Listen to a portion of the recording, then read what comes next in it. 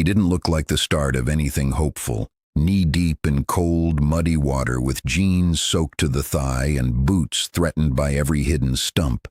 In his hand was a slip of crumpled paper, the deed for Lot 24, purchased for 2 crumpled hundreds at the back counter of the courthouse pickup trucks slowed as they passed on the corrugated county road. One horn beeped twice, not with greeting, but the kind of encouragement meant for fools, or the lost a familiar voice called out from a rolled-down window. "Got a boat with that acreage, son?" Laughter drifted back over the cattails and didn't stop. He raised the deed higher, stubborn as the clouds overhead, and took another step into the miry field, feeling the pull of the earth but not the weight of their doubt. No one could guess what he had in mind, what kind of faith could grow from land that never dried, or what he saw when everyone else only saw something to drive around. The plain, for now, was his alone. The town of Maple Reach wore its stories like a patchwork quilt, each field and fence line stitched together with decades of pride and stubborn memory. Here, land was more than a square on a plat map. It was a badge and an heirloom, worth passing on even when it refused to repay the effort.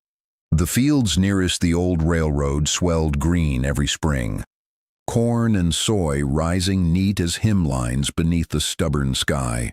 But downstream, on the bend of Dogwood Creek, everyone knew the low ground that refused to change. Lot 24, the town's cautionary tale. Neighbors swore you could time the seasons by its misery. In wet years, water pooled higher than a man's knees, mirroring the sky. In summer's heat, it bred clouds of mosquitoes dense enough to chase away even the hungriest crows locals said seed rotted before it had a chance. Young plants drowned, and even the best intentions floated into disappointment with every flood. Old folks called it bottomless. And a generation of tenant farmers passed through, each one leaving behind a soggy pair of boots and a louder warning. At the diner or the feed store, it was a running joke, a story for newcomers, a parable about the limits of hope. No auction ever drew a crowd when Bottomless came up for sale, for all the town agreed. Nothing rooted there would last, except a fool's regret and the wild reeds whispering what dreams went under. The only thing to do was steer clear. Or so they believed. Jesse Carter was 29, neither a stranger nor exactly a favorite son in Maple Reach.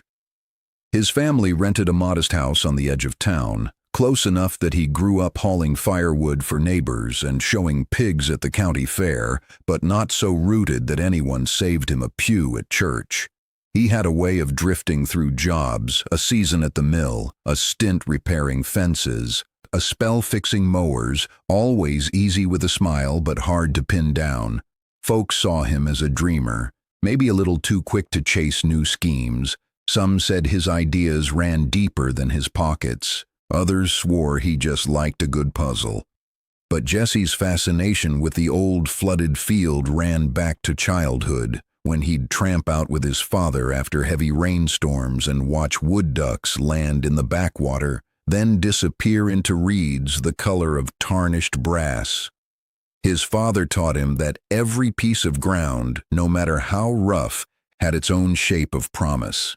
You only needed to look twice and wait for it to change hands. Losing his dad in the last of their rented pasture in the same hard year carved a quiet drive into Jesse. He saw in Bottomless a second chance. Not a blank patch on the map, but a place left behind by everyone except him. While others saw water, he remembered wildlife, a hidden kind of richness, and the stubborn hope that maybe a field didn't have to grow what everyone else expected to be worth something after all. The trouble with Bottomless ran deeper than its mud. For as long as anyone could remember, the field had fought back against every attempt to tame it.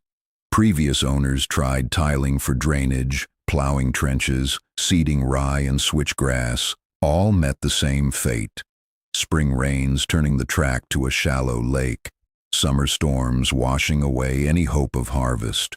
Once, a hopeful newcomer invested in pallets of filled dirt, only to run out of both money and luck when the next cloudburst erased his work overnight. The nickname stuck, Folly Field, repeated at suppers and in the barbershop chair, a warning as cold as a January wind. "Some land'll starve a man quicker than a drought," folk said, clinking coffee mugs in grim agreement. Jesse knew all too well how tight money ran for small-town renters like him. The bank offered enough for a junker truck or a used tractor, not for high-stakes gambles. Tools were borrowed or fixed twice over, and any talk of investing in new seed or machinery cracked against the simple arithmetic of living month to month. The technical challenges were relentless. Soil heavy with clay, a bedrock that held up water like a soup bowl, and no real way to build equity except the hard way neighbors kept their best advice friendly but firm. Plant feet elsewhere, son. Don't let that field drown your future. Even Jesse's closest friends, behind their jokes, wondered if the only thing he stood to harvest was a lesson in humiliation and debt. The stakes felt as high as the water around his boots. Still, it was the risk itself that hooked Jesse and kept him returning day after day to that drowned stretch of land. At first, he set his sights low, marking every dry tuft, tracking where the water settled longest, collecting soil in jars to bake on the dashboard and compare for texture and grit. Evenings found him hunched beside the lone lamp in his kitchen, poring over borrowed extension pamphlets on floodplain management and scanning old farmer forums for stories of disaster turned around. He sketched wild plans in a dirt-smudged notebook.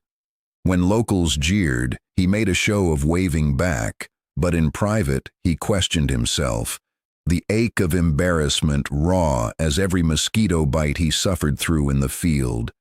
He started small, a few raised beds built from scavenged boards and leftover plastic, sited on the highest ground he could find.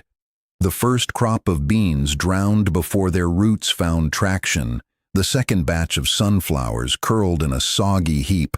Jesse learned to accept each failure as a living lesson, tweaking his spacing and experimenting with a patchwork of wild rice and cattails in the deepest pockets.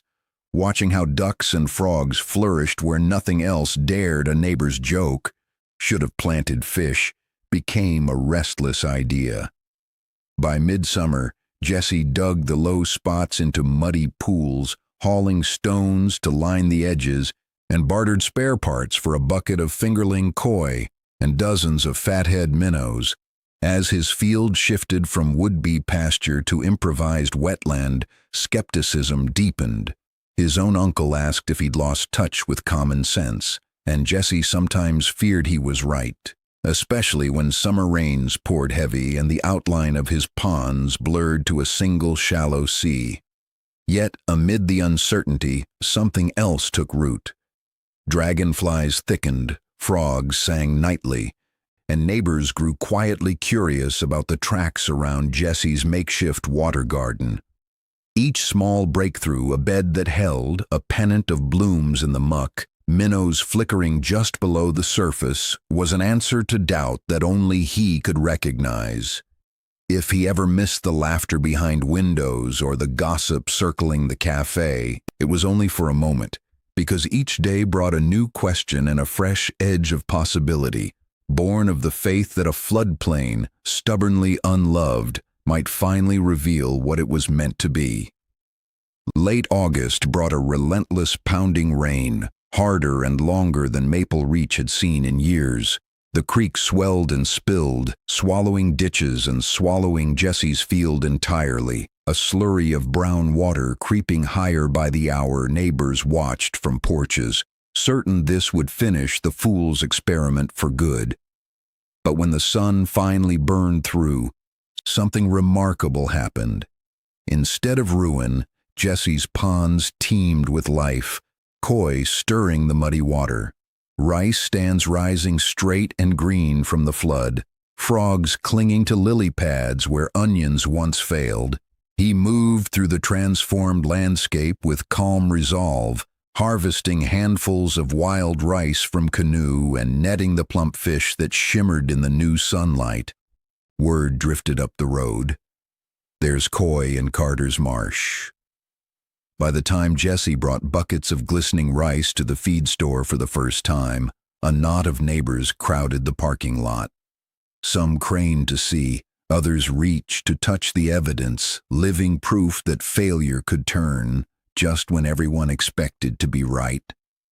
The town's laughter faded into wide-eyed questions, and Jesse, soaked but smiling, realized that the land had chosen a harvest no one else had dared to imagine. In the weeks that followed, the so-called Folly Field became a destination. Old men who'd once made Jesse the punchline now arrived in rubber boots, walking the berms beside new neighbors, studying cattails and rice heads with careful hands. Some brought their grandkids to count the bright koi darting in shallow water. Others came to ask quietly about raising ducks or trying a wet-proof garden on their own stubborn corners. The county paper ran a photo of Jesse with his first harvest, grinning knee-deep in a green maize, holding a basket that glowed gold in the autumn sun. The feed store added Carter's wild rice to the chalkboard, and the diner tried out his bullfrog legs on special school buses detoured for science class by the ponds, and Jesse's old uncle, proud in secret, started passing along his nephew's tricks like they'd always been family gospel. As money trickled in, not a fortune, but more than any year's failed beans, the story grew. The field, once a lesson in regret, became the reason others started asking which crops could handle heavy feet, or how to line a dugout to keep water longer in summer. Some built their own small wetlands, others let a corner of pasture go to flood and frog song. Doubt, that old companion, became a quiet pride, a neighborly admission that sometimes the best advice was to take another chance and listen to a piece of land that refused to be anything but itself. In the quiet that comes after the harvest, Jesse's story became more than just a tale of an unlikely field. It was a lesson layered in mud and sunlight, showing that hope often looks foolish right up until it bears fruit. Bad land, everyone realized, is sometimes just soil waiting for someone stubborn or brave, enough to meet it on its own terms. Maple Reach learned something that autumn, that old assumptions are only as strong as the courage to question them, and failure is never final if it leads you to try again, just a different way. What had once seemed wasted could become a gift, given time, patience, and a willingness to see potential through the eyes of loss. As Jesse's father once told him, sometimes you have to let trouble flood in before you find a brand new crop. Around here, it turns out, second chances are anything but worthless. They're the real yield. What about you? Have you ever taken a chance on something everyone else said was hopeless? An old field, a broken tool, a long-shot idea? Maybe you turned a flood into a harvest, or found unexpected promise in the hardest patch of your own life. Share your story in the comments below. Tell us what you risked, what you learned, and how it changed your family or community. We want to hear from every corner, whether you're farming in the valleys, tending city gardens, or just rooting for someone who refuses to quit. Leave your town or country in your comments so we can see how far these turnarounds travel. And if Jesse's story made you smile or reminded you of your own second chance, consider subscribing for more true tales of farm grit, clever persistence, and surprise victories. It's your hope, your lessons, and your courage to try again that keep this community growing, harvest after harvest, no matter what comes.